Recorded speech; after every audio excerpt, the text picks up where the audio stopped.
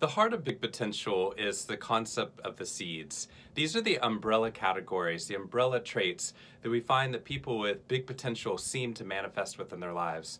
They surround themselves with positive people, they enhance the people that are around them, they expand power out, they defend the system against the negative, and they're able to sustain those the collective momentum or sustain the gains. One of the ones that I learned the most from was the concept of enhance, because as a positive psychology researcher for years, I've been talking about how important praise was to the people that are around us. And some of the original studies that we found, we saw that for example, in the coal mining industry, if people just praised a single time more for their team, just one person each day more than they would have, the productivity of that team compared to the control group rose by 31%. That's 31% more productivity in the coal mining industry.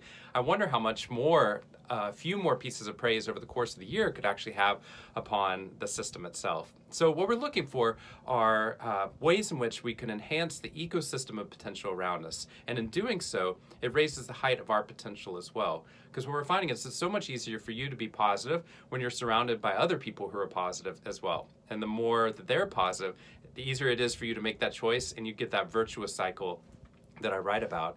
So one of the things we're looking for is how do we enhance people in the best way possible? And this is where I had one of the biggest learning moments, because what I thought was praise in the past wasn't actually praise at all. It was actually merely comparison. What I would do, or as I'd see other people do, is say things like, wow, you're the fastest kid out here, right? Or you're the smartest kid in this class, or you're the best teacher that we have here, or you gave the best report of anyone that I've ever seen, or you worked a lot harder than anyone else on that project. In the midst of that, what we're doing is we're actually, while we're trying to shine light on one person, we're actually turning off the light on other people as well.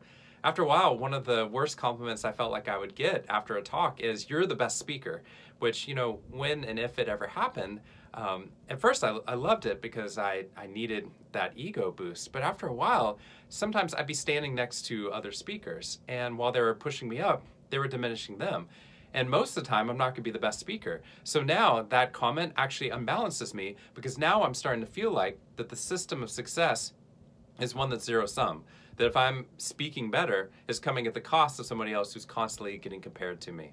That's comparison. And that type of comparison praise actually shuts down big potential and leaves us with small potential, where we feel like happiness and success are zero sum. What we need to be able to do, what would have been much better in that circumstance, is instead of doing comparison praise, to actually praise the individual traits without diminishing anyone else, right? Like, I love your comedic timing, or I love that there's so much research you have there, or I'm going to pick up one of those habits within my own life that you were talking about.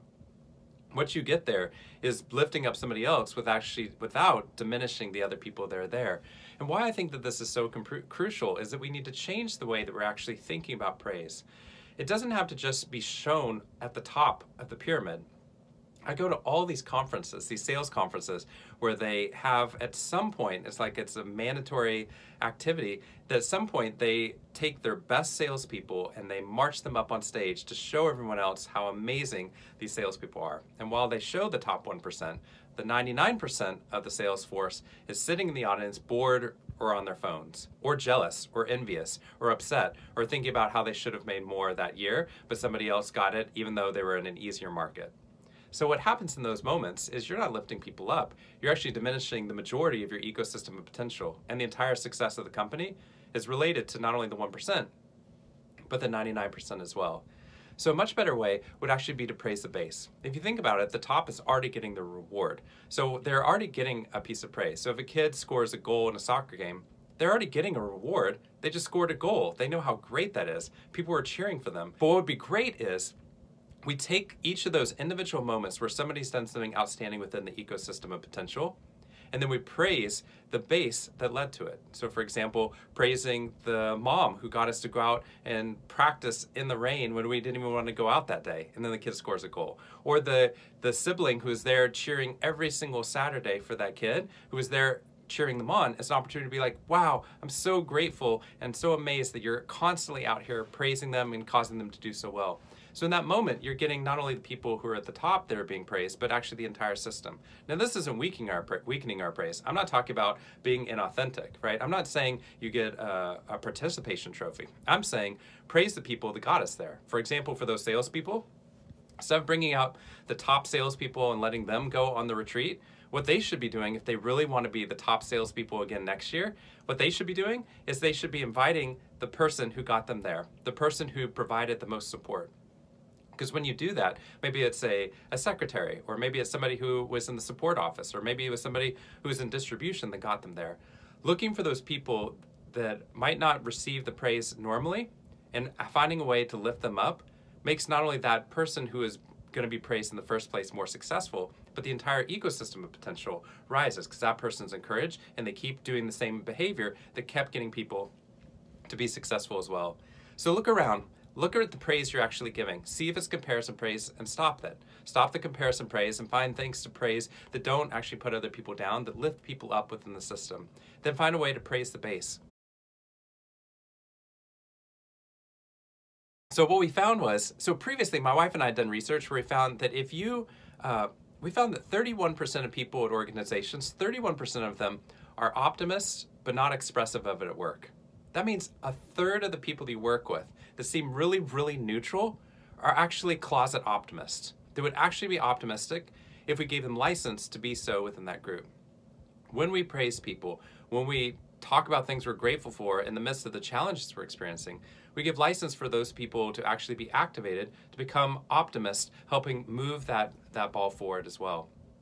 So what we're looking for is how do we do that? So at LinkedIn, what we found that if you give a single piece of praise, not top down, but peer to peer, so teacher to teacher, computer programmer to computer programmer, whoever it is, a peer to peer, not just a manager relationship.